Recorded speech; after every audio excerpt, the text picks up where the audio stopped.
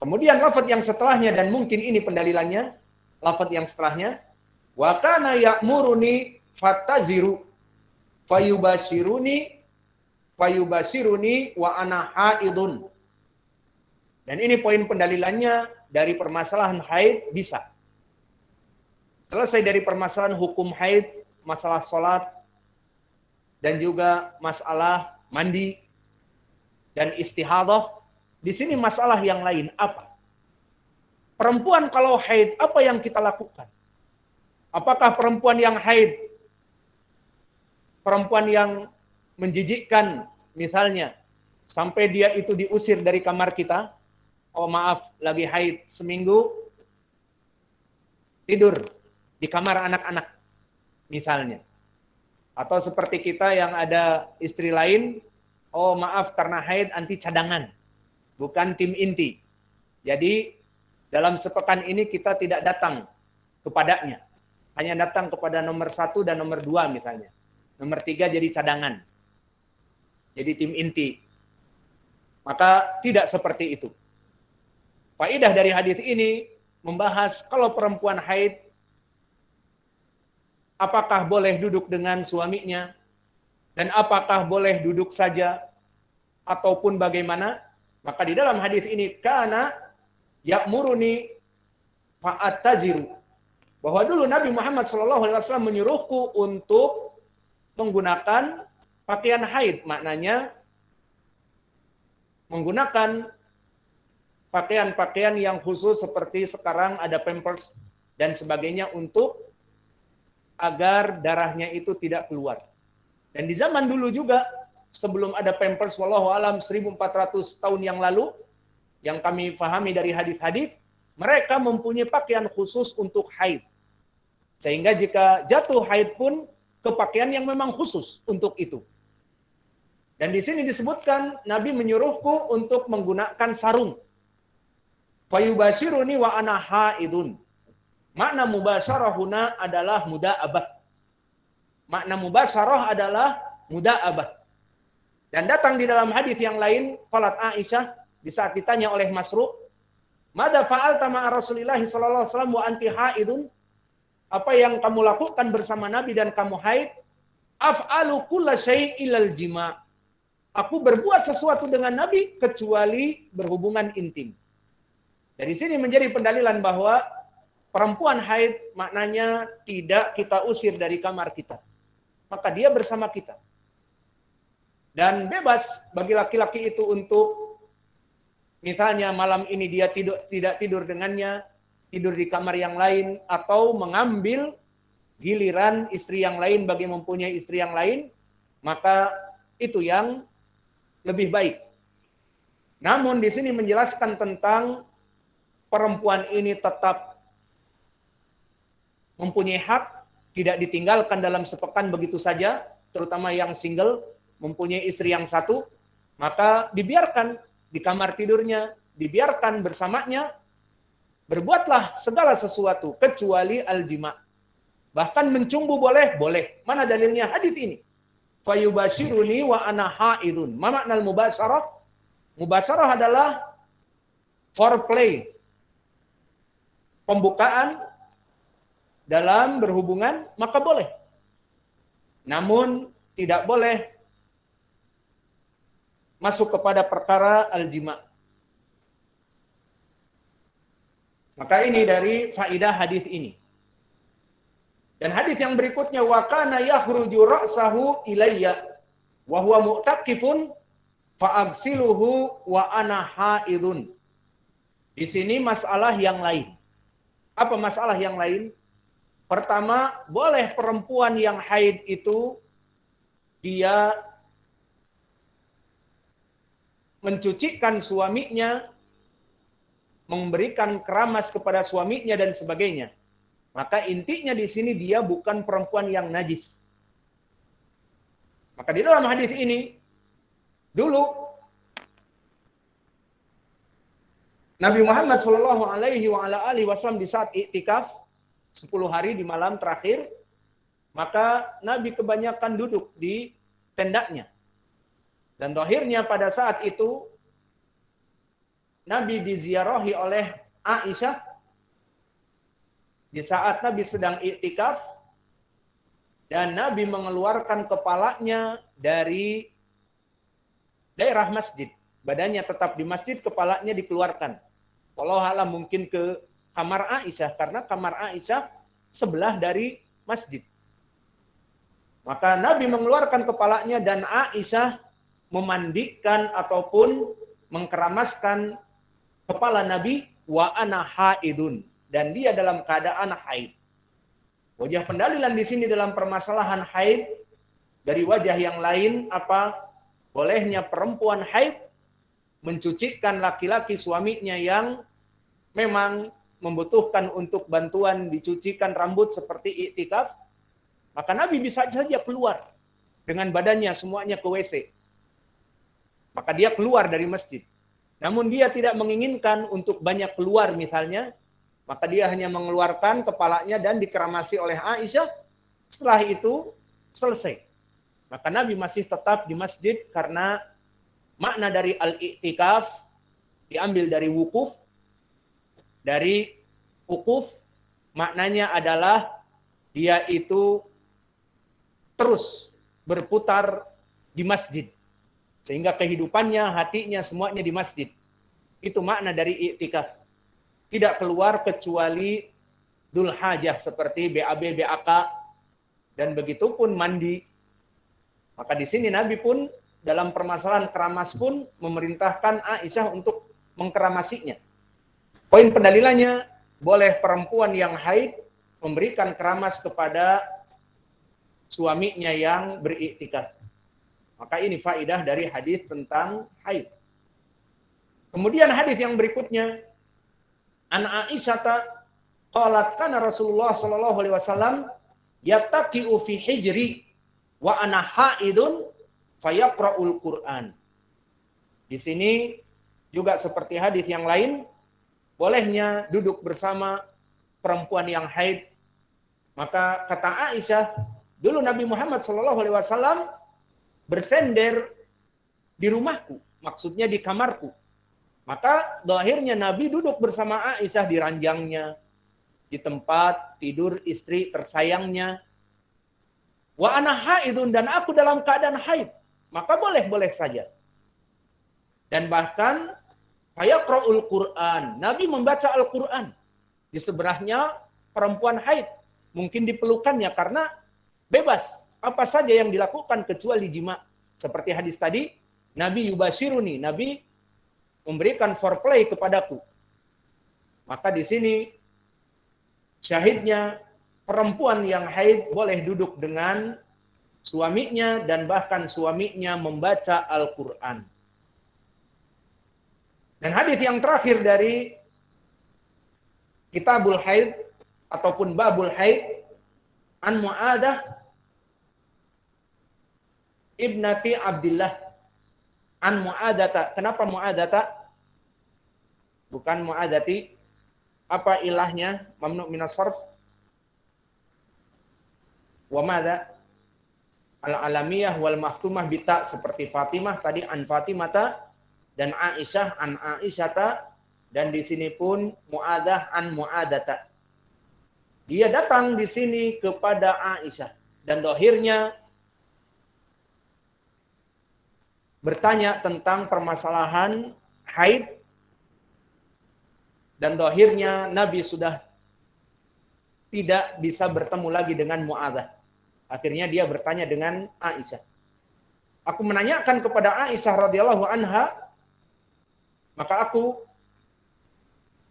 bertanya kepada Aisyah dan berkatalah Mu'adah, ma balul haidi taqdi shauma wala taqdi shalah. Dia menanyakan tentang hukum syariah yang ada.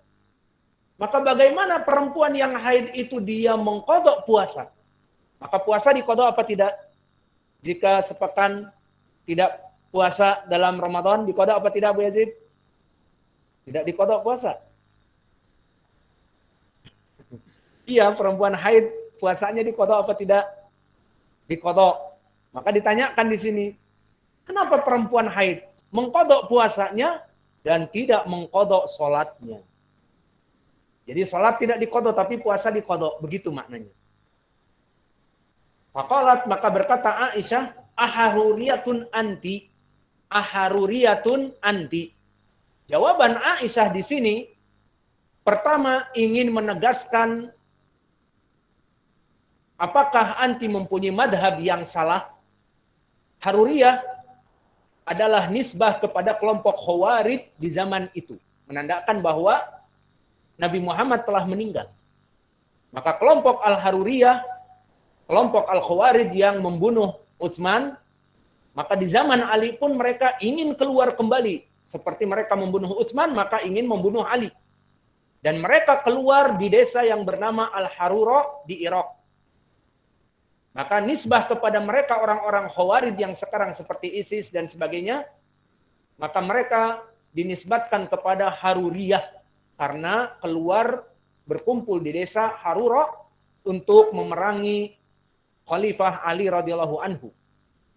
Maka nisbah kepada mereka aharuriyatun anti, kata Aisyah, apakah anti dari kelompok Khawarij? Kenapa dikatakan oleh Aisyah seperti itu? Di sini menjadi pendalilan bahwa kelompok Al-Khawarij mempunyai pemikiran yang aneh. Selain menghalalkan darah kaum muslimin, coba bayangkan Utsman Dzunurain yang mempunyai dua cahaya, Nabi ridho menikahkan kedua putrinya kepada beliau. Dan beliau dijadikan khalifah yang ketiga. Maknanya manusia terbaik setelah Abu Bakar dan Umar baru Utsman. Dan lebih baik daripada Ali yang rajih. Maka bagaimana orang yang terbaik ini dihalalkan darahnya? Maka kelompok Al-Khawarij menghalalkan darahnya seakan-akan orang kafir. Ini jelas dari kesesatan kelompok Al-Khawarij. Itu yang pertama. Dan yang kedua, dari segi fikih pun mereka sesat pemikirannya. Maka dari segi fikih apa yang mereka katakan? Bahwa orang yang haid membayar puasa dan membayar salatnya. Berarti satu hari berapa rakaat salat? 17, iya apa tidak? Maka sepekan 7 kali 17 berapa? Dihitung dengan cepat. Hah? 139. Berarti sepekan dia sholat 139 rakaat. Capek apa tidak 139 rakaat? Dibayar sholatnya. Jadi menunggu sepekan, kan tidak boleh sholat. Seperti di hadis Fatimah tadi. Utruki auda'i anki minas sholat. Tidak boleh sholat. Ya sudah. Hari ini suci. 139 kali rakaat selain dari hari itu. Hari itunya 17. Ditambah 139 rakaat. Capek apa tidak? Jawabnya jelas capek. Selain 17 juga capek, ditambah 139, mending kalau diterima. Maka dia adalah bid'ah juga. Tidak diterima sesuai hadis yang datang dari Aisyah. Berkata Rasulullah SAW di hadis muttafaqun alaih, "Man ahdatsa fi amrina hadza ma laysa minhu fahuwa raddun." Barang siapa yang melaksanakan suatu peribadatan yang bukan dari Nabi, maka tertolak. Maka mereka melaksanakan sholat 139 tidak diterima. Ditambah 17 pada hari itu.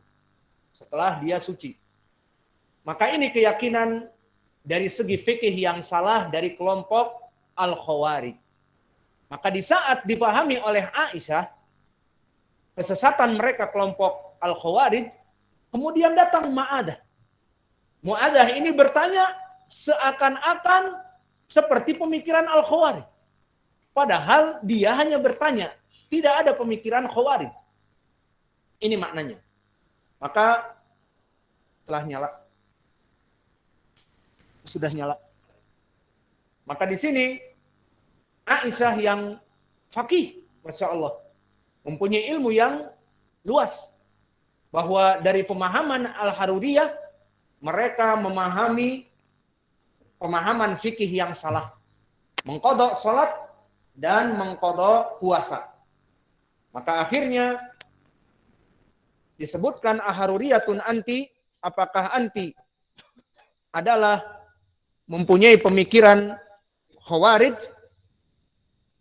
fakultu lastu biharuriyah, belum dinaikkan, bahwa anti itu mempunyai pemikiran orang-orang Khawarij. Apa jawabnya dari Mu'adzah? Lastu biharuriyatin. Aku bukan perempuan yang mempunyai pemikiran Khawarij, bukan. Maka di sini menafikan sahabiyah Mu'adzah atau menafikan Mu'adzah dari manhaj dia bukan seorang Khawarijiyah.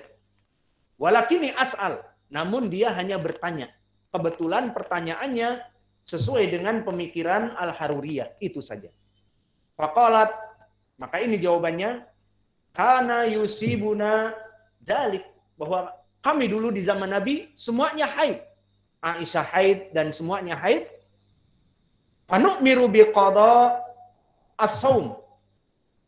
Maka kami diperintah untuk mengqada puasa.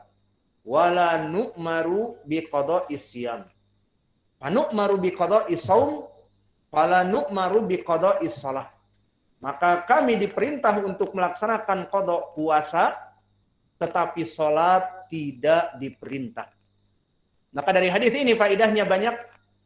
Pertama, tentang permasalahan fikih yang benar dari fikih Islami, perempuan yang haid itu hanya mengqadha puasanya jika dia tidak puasa Ramadan. Dan mengqadha sholatnya apa tidak? Jawabnya tidak mengqadha sholatnya. Ini faedah yang pertama yang bisa kita ambil dari hukmul Islam. Dan yang kedua, dari kecerdasan Aisyah. Yang mana dia mengetahui fitnah di zamannya, fitnah Khawarij. Maka inilah dari kelompok ahlu sunnah. Yang mana dia mengetahui fitnah-fitnah yang ada. Tidak, dia ahlu sunnah hanya sekedar mengajarkan ilmu-ilmu sunnah, kemudian dia tidak peduli dengan fitnah yang ada. Ada fitnah Jama'atut Tabligh, nggak usah diuruslah, mereka pun kan sama-sama ibadah. Ada fitnah Ikhwanul Muslimin, mengajak kepada memilih dirinya agar naik kepada parlemen.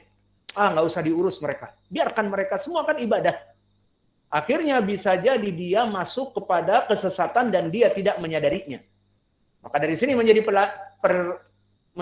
pelajaran bagi kita bahwa ahlu sunnah itu mengetahui syubhat dan kebid'ahan dan kesesatan dari kelompok sesat.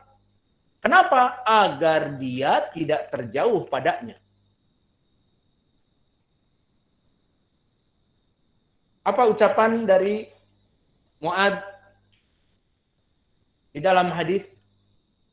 Fa'inan nas sa'ala anil khair fasa'altu anisar makhafatan liudrikhani.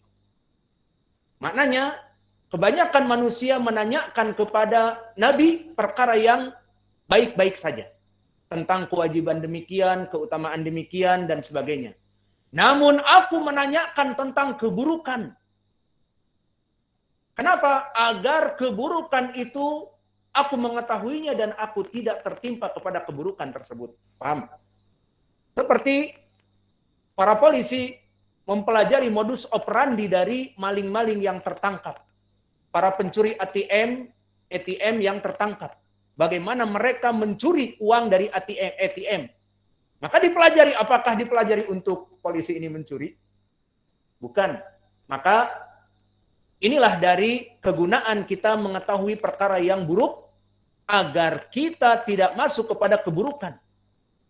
Maka di dalam syair pun disebutkan, araftu syarra la li syarri walakin liyattaqi. Maka aku mempelajari keburukan bukan aku melaksanakan keburukan tersebut, tetapi agar aku terjauh dari keburukan. Seperti seorang mempelajari bagaimana definisi riba dan hukum meminjam kepada bank dan memakan riba, hukumnya dan dosanya di hadis-hadis, agar dia tidak terjerembab akhirnya masuk kepada permasalahan riba. Seperti itu. Maka Begitupun di sini Aisyah mengetahui di zamannya kesesatan Al-Khawarij. Bahkan dari segi fikih, bahwa Khawarij mengatakan melaksanakan qada untuk puasa bahkan untuk sholat. Aisyah memahami ini. Dari segi fikih pun memahami. Dari segi manhajnya memahami. Maka inilah ahli sunnah. Maka ahli sunnah tidak apatis. Tidak menyibukkan hanya dengan belajar dan mengajar lughah Arabiyah, ilmu hadis ataupun fikih seperti sekarang, namun tidak peduli kepada manhaj, sehingga di sana ada kesesatan-kesesatan yang ada, biarkan. Gak usah kita ini mencela mereka kaum muslimin. Karena daging para ulama masmum, beracun. Itu yang biasa disebutkan subuhat, dai-dai melempem. Maka dai-dai melempem mereka akan diam dari kemungkaran-kemungkaran kelompok ahlul bid'ah karena banyak tujuan, terutama tujuan duniawi, maka ahlu sunnah tidak pantas seperti itu. Ahlu sunnah tidak apatis, ada kelompok bid'ah, dipelajari mana kesalahannya, agar dia tidak masuk terjerembab kepada kesalahan atau murid-muridnya atau orang lain. Maka dia menasehati, jauhi kelompok demikian dan demikian, kesesatan mereka demikian dan demikian. Dan jika ada orang-orang tersebut, maka dijauhi. Jangan kita belajar dengan mereka, dan sebagainya. Itulah kelompok ahli sunnah dari zaman dahulu. Maka Imam Ahmad mengatakan, seperti di banyak penukilan, di saat dia ditanya, sampai kapan kamu mencela orang-orang, si fulan dhaif, si fulan manhajnya rusak, si fulan mubtadi' dan sebagainya, sampai kapan? Maka dikatakan oleh Imam Ahmad, di saat dia ditanya terus-menerus seperti itu, sampai kapan? Maka dikatakan, idza sakattu ana wa sakata anta, fa kaifa nas ya'riful haq minal batil. Di riwayat, fa kaifa nas ya'rifus sahih mina as-saqim.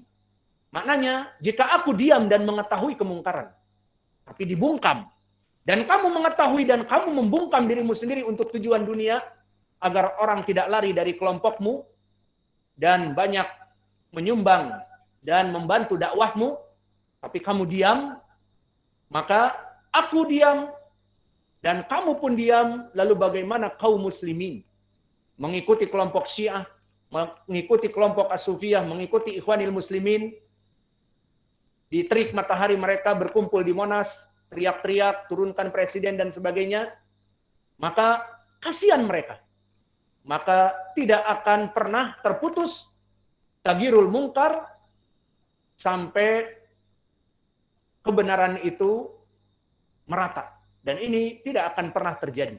Selalu ada kemungkaran, maka di sini ulama ahli sunnah menjelaskan kemungkaran dan kesesatan dari kelompok ahlul bid'ah. Maka inilah yang bisa kita berikan dari pelajaran Umdatul Ahkam. Maka dengan ini selesailah bab dari bab al-haid. Maka dengan ini selesailah pelajaran kita. Kita cukupkan saja. Wa naktafi ila huna wa jazakumullahu khaira wa barakallahu fi ilmikum.